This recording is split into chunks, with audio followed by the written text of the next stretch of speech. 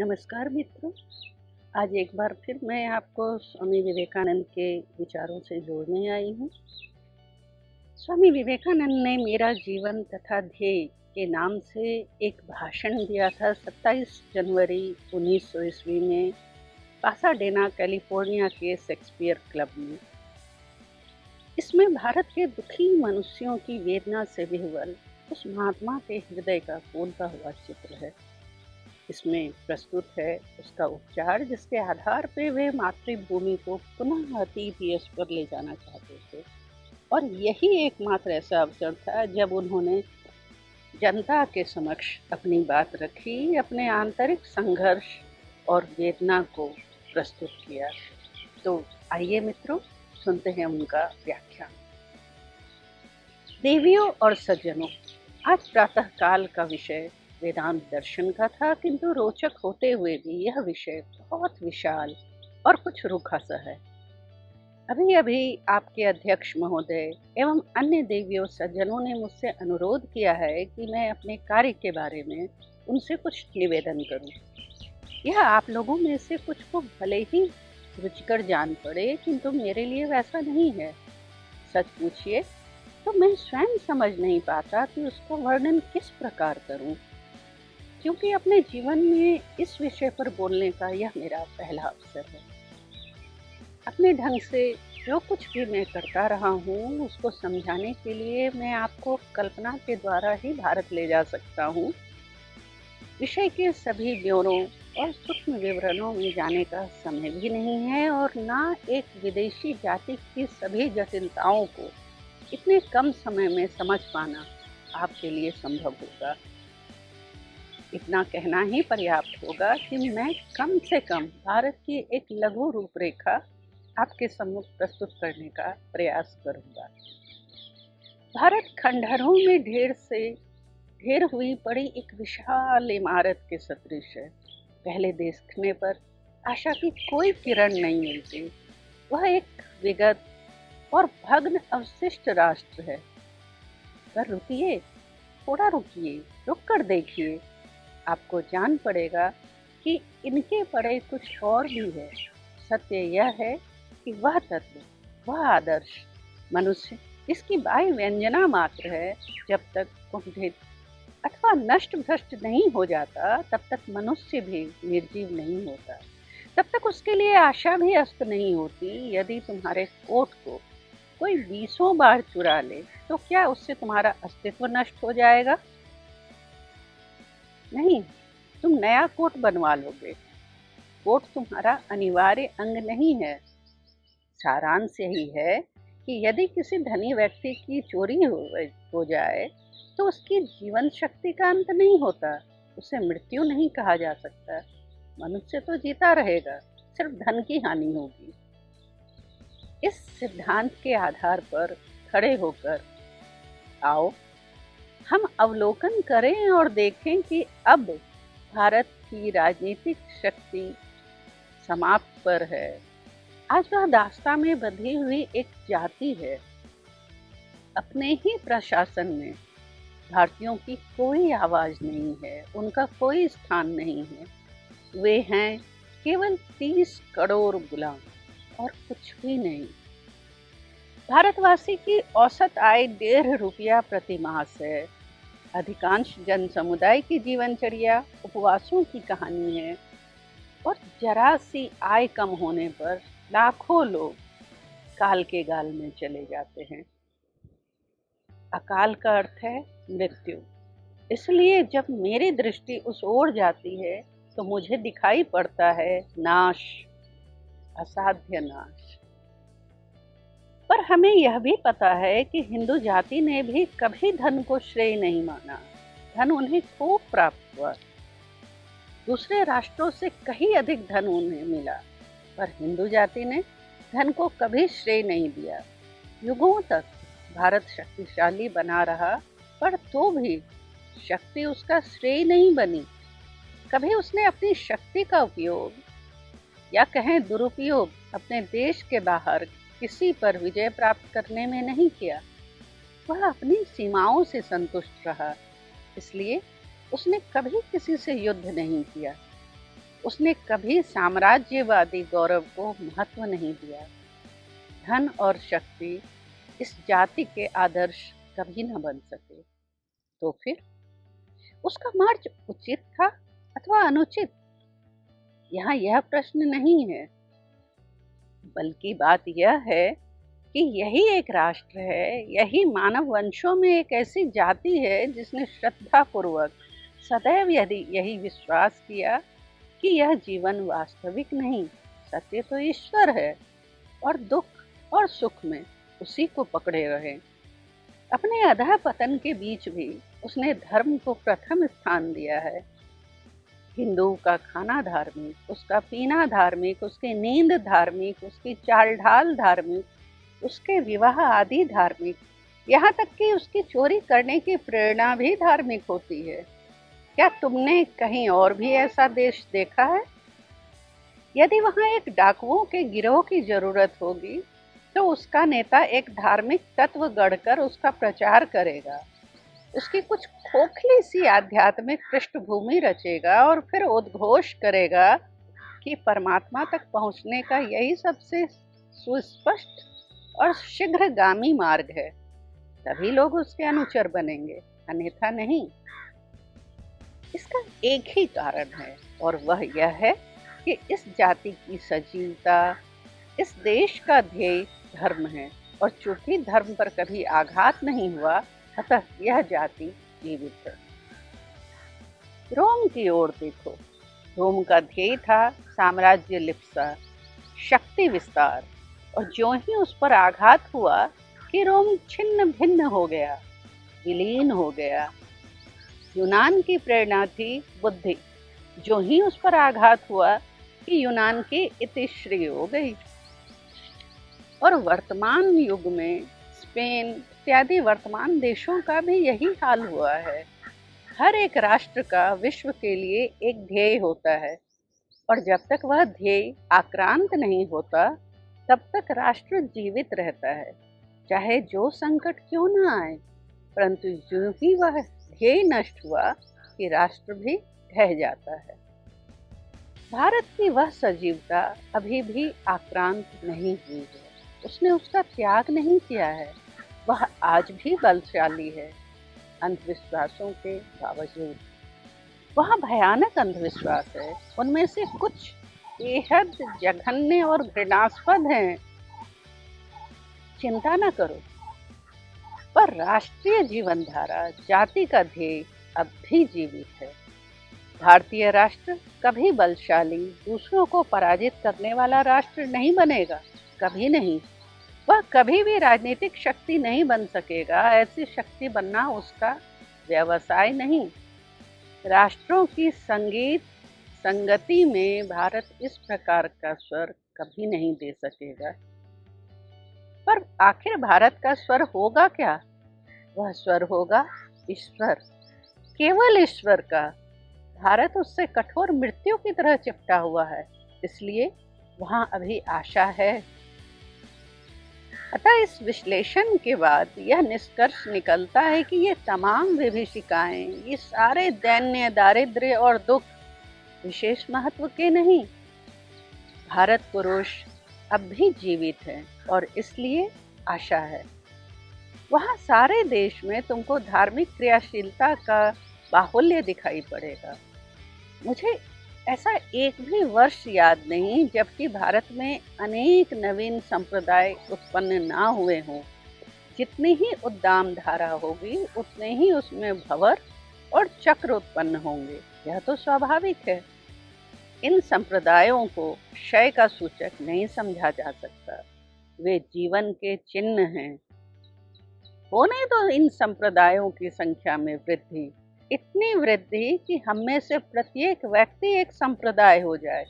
हर एक व्यक्ति, इस विषय को लेकर कलह करने की आवश्यकता क्या है? अब तुम अपने ही देश को लो, यहाँ के सामाजिक कानून, यहाँ की राजनीतिक संस्थाएं, यहाँ के हर चीज का निर्माण इसी दृष्टि से हुआ है कि मानव की लौकिक यात्रा सरलता पूर्वक संपन्न हो जाए। जब तक कि वह जीवित है तब तक वह खूब सुखपूर्वक जीवन यापन करें। अपने राजमार्गों को देखो, कितने स्वच्छ हैं हमारे ये सौंदर्यशाली नगर। और इसके अतिरिक्त वे तमाम साधन जिनसे धन को निरंतर बढ़ाया जा सकता है, दोगुना किया जा सकता है। जीवन के सुख उपभोग करने के कितने ही रास्ते। पर यदि तुम्हारे देश में कोई व्यक्ति इस वृक्ष के नीचे बैठ जाए और कहने लगे कि मैं तो यहीं पर आसन मारकर ध्यान लगाऊंगा, काम नहीं करूंगा, तो उसे कारागृह जाना होगा। देखा तुमने? उसके लिए जीवन में कोई अवसर नहीं।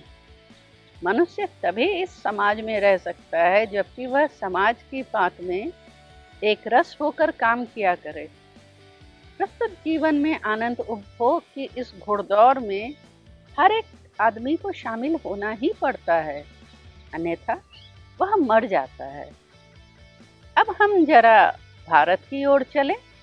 वहाँ यदि कोई व्यक्ति कहे कि मैं उस पर्वत की चोटी पर जाकर बैठना और अपने शेष जीवन को अपनी नाक की नोक पर देखते रहना चाहता हूँ, तो हर आदमी यही कहता है, जाओ, शुभमस्तु। उसे कुछ कहने की जरूरत नहीं। किसी ने उसे कपड़ा ला दिया और वह संतुष्ट हो गया। पर यदि कोई व्यक्ति आकर कहे कि देखो, मैं इस जिंदगी के कुछ ऐशो आराम लूटना चाहता हूँ, तो शायद उसके लिए सब द्वार बंद ही मिलेंगे। मेरा कहना यह है कि दोनों देशों की धारणाएं भ्रमात्मक हैं। मुझे कोई कारण नहीं दिखता कि कोई व्यक्ति यहाँ आसन लगाकर त्राटक बांधे तब तक क्यों ना बैठा रहे, जब तक कि उसकी इच्छा हो। क्यों वह भी वही करता रहे जो अधिकांश जन समुदाय किया करता है। मुझे तो कोई उचित कारण नहीं दिखाई देता। इसी प्रकार मैं यह भी नहीं समझ पाता कि भारत में क्यों मानव इस जीवन की सामग्रियां ना पाएं, क्यों धन उपार्जन ना करें। लेकिन तुम जानते हो, वहां से करोड़ों को इसके विरुद्ध दृष्टिकोण को स्वीकार करने के लिए आतंकित कर विवश किया जाता है। वहां के ऋषियों की यह निरंकुशता है, यह निरंकुशता है महात्माओं की, यह निरंकुशता है आध्यात्मवादियों की, यह निरंकुशता है बुद्धिवादियों की, यह निरंकुशता है ज्ञानियों की। और ज्ञानियों की निरंकुशता, याद रखो, अज्ञानियों की निरंकुशता से कहीं अधिक प्रबल होती है। जब पंडित और ज्ञानवान अपने मतों को औरों पर लादना प्रारंभ कर देते हैं, तो वे बाधाओं और बंधनों को रचने के ऐसे लाखों उपाय सोच लेते हैं जिनको तोड़ने की शक्ति अज्ञानियों में नहीं होती। मैं अब यह कहना चाहता हूँ कि इसे एकदम रोक दिया जाए। लाखों करोड़ों का होम करके एक बड़ा आध्यात्मिक दिग्गज पैदा किया जाने का कोई अर्थ नहीं है। यदि हम ऐसा समाज निर्माण करें जिसमें एक ऐसा आध्यात्मिक दिग्गज भी हो और सारे अन्य लोग भी सुखी हों, तो वह ठीक है। पर अगर करोड़ों को पीसकर एक ऐसा दिग्गज बनाया गया, तो यह अन्याय है। अधिक उचित तो यह होगा कि सारे संसार के परित्राण के लिए एक व्यक्ति कष्ट झेले। किसी राज्य में यदि तुमको कुछ कार्य करना है, तो उसी राष्ट्र की विधियों को अपनाना होगा। हर आदमी को उसकी भाषा में बतलाना होगा। अगर अमेरिका या इंग्लैंड में धर्म का उपदेश करना है, तो राजनीतिक विधियों के माध्यम से काम करना होगा। संस्थाएं बनानी होंगी, समितियां गढ़नी होंगी, वोट देने की व्यवस्था करनी होगी, बैलेट के डिब्बे बनाने होंगे, सभापति चुनना होगा, इत्यादि। क्योंकि पाश्चात्य जातियों की यही विधि और यही भाषा है। पर यहाँ भारत में यदि तुमको राजनीति की ही बात कहनी है, तो धर्म की भाषा को माध्यम बनाना होगा। तुमको इस प्रकार कुछ कहना होगा, जो आदमी प्रतिदिन सवेरे अपना घर साफ करता है, उसे इतना पुण्य प्राप्त होता है, उसे मरने पर स्वर्ग मिलता है, वह भगवान में लीन हो जाता है। जब तक तुम इस प्रकार उनसे ना कहो, वे तुम्हारी बात समझेंगे ही नहीं। यह प्रश्न केवल भाषा का है। बात जो की जाती है वह तो एक ही है। हर जाति के साथ यही बात है। परंतु प्रत्येक जाति के हृदय को स्पर्श करने के लिए तुमको उसकी ही भाषा में बात करनी होगी, और यह ठीक भी है। हमें इसका बुरा नहीं मानना चाहिए। जिस संप्रदाय का मैं हूँ उसे सन्यासी की संज्ञा दी जाती है। इस शब्द का अर्थ है विरक्त, जिसने संसार को छोड़ दिया हो। यह संप्रदाय बहुत प्राचीन है। गौतम बुद्ध, जो ईसा के 560 वर्ष पूर्व आविर्भूत हुए, वे भी इसी संप्रदाय के थे। वे इसके सुधारक मात्र थे। इतना प्राचीन है यह। संसार के प्राचीनतम ग्रंथ वेद में भी इसका उल्लेख है। प्राचीन भारत का यह नियम था कि प्रत्येक पुरुष और स्त्री अपने जीवन की संध्या के निकट, अर्थात बुढ़ापा नजदीक आने पर, सामाजिक जीवन को त्याग कर केवल अपने मोक्ष और परमात्मा के चिंतन में संलग्न रहें। ये सब उस महान घटना का स्वागत करने की तैयारी है जिसे मृत्यु कहते हैं। इसलिए उस प्राचीन युग में वृद्धजन सन्यासी हो जाया करते थे। बाद में युवकों ने भी संसार त्यागना आरंभ किया। युवकों में शक्ति की बहुलता होती है, इसलिए वे एक वृक्ष के नीचे बैठकर हमेशा अपनी मृत्यु के चिंतन में ही ध्यान लगाए न रह सके। वे यहाँ वहाँ जाकर उपदेश देने और नए नए संप्रदायों का निर्माण करने लगे। इसी प्रकार युवा बुद्ध ने वह महान सुधार आरंभ किया। यदि वे बुढ़ापे से जर्जरित होते तो बस नासाग्र पर दृष्टि रखते और शांतिपूर्वक मर जाते। यह संप्रदाय कोई धर्म संघ नहीं, कोई चर्च नहीं है, ना इसके अनुयायी पुरोहित होते हैं। पुरोहितों और सन्यासियों में मौलिक भेद है। भारत के अन्य व्यवसायों की भांति भी पुरोहित सामाजिक जीवन का एक पैतृक व्यवसाय है। पुरोहित का पुत्र उसी प्रकार पुरोहित बन जाता है जिस प्रकार बढ़ई का पुत्र बढ़ई अथवा लोहार का बेटा लोहार। पुरोहित को विवाह सूत्र में भी बंधना पड़ता है। हिंदू का मत है कि पत्नी के बिना पुरुष अधूरा है। अविवाहित पुरुष को धार्मिक कृत्य करने का अधिकार नहीं। सन्यासियों के पास संपत्ति नहीं होती, वे विवाह नहीं करते, उनके ऊपर कोई समाज व्यवस्था नहीं। एकमात्र बंधन जो उन पर रहता है वह है गुरु और शिष्य का आपसी संबंध, और कुछ नहीं। और यह भारत की अपनी निजी विशेषता है। गुरु कोई ऐसा व्यक्ति नहीं जो बस कहीं से आकर मुझे शिक्षा दे देता है और उसके बदले में मैं उसे कुछ धन दे देता हूँ और बात खत्म हो जाती है। भारत में यह गुरु शिष्य का संबंध वैसी ही प्रथा है जैसे पुत्र का गोद लेना। गुरु पिता से भी बढ़कर है, और मैं सचमुच गुरु का पुत्र हूँ, हर तरह से उनका पुत्र। पिता से भी बढ़कर मैं उनकी आज्ञा का अनुचर हूँ, उनसे बढ़कर वे मेरे सम्मान्य हैं। और वह इसलिए कि जहाँ मेरे पिता ने मुझे केवल यह शरीर मात्र दिया, मेरे गुरु ने मुझे मेरी मुक्ति का मार्ग दिखाया, और इसलिए वे पिता से बढ़कर है। मेरा अपने गुरु के प्रति यह सम्मान जीवन व्यापी होता है। मेरा प्रेम चिरजीवी है। बस एकमात्र यही संबंध है जो बच रहता है। मैं इसी प्रकार अपने शिष्यों को ग्रहण करता हूँ। कभी कभी तो गुरु एकदम नवयुवक होता है और शिष्य कहीं अधिक बूढ़ा, पर चिंता नहीं। बूढ़ा पुत्र बनता है और मुझे पिता शब्द से संबोधित करता है, और मुझे भी उसे पुत्र अथवा पुत्री कहकर पुकारना होता है। एक समय की बात है, मुझे एक वृद्ध गुरु मिले। वे बिल्कुल विचित्र थे। उस महाशय को बौद्धिक पांडित्य में कोई चाव न था। शायद ही कभी वे पुस्तकें देखते या उसका मनन करते, पर जब वे कम उम्र के थे तभी से उनके मन में सत्य का सीधा साक्षात्कार कर लेने की बड़ी उग्र आकांक्षा समा गई। पहले पल उन्होंने अपने ही धर्म पर प्रयोग किया, फिर उनके मन में आया कि नहीं, और भी धर्मों के सत्य को पाया जाए। इस उद्देश्य से वे एक के बाद एक धर्मों का अनुष्ठान करते चले। उस समय तक तो जो कुछ उनसे कहा जाता वे ध्यान पूर्वक करते और तब तक उस संप्रदाय विशेष में रहते जब तक उस समुदाय के, उस संप्रदाय के विशिष्ट आदर्श का साक्षात्कार न कर लेते।